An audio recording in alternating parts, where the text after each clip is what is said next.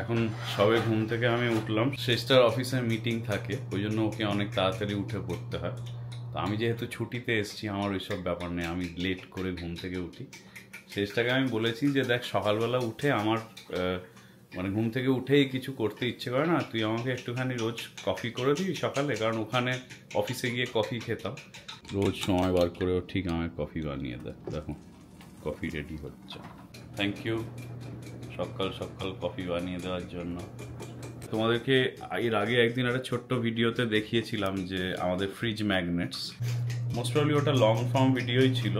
তো শেষটা বলছিল সবকটা ম্যাগনেট ভালো করে দেখানো হয়নি, এবং সেটা ঠিক, কারণ তাড়াহুড়ো করে দেখিয়েছিলাম।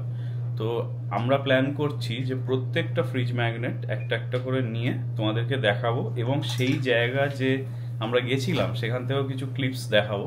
তাহলে ওই জায়গাটা তোমাদের একটা ছোট্ট করে দেখা হয়ে যাবে।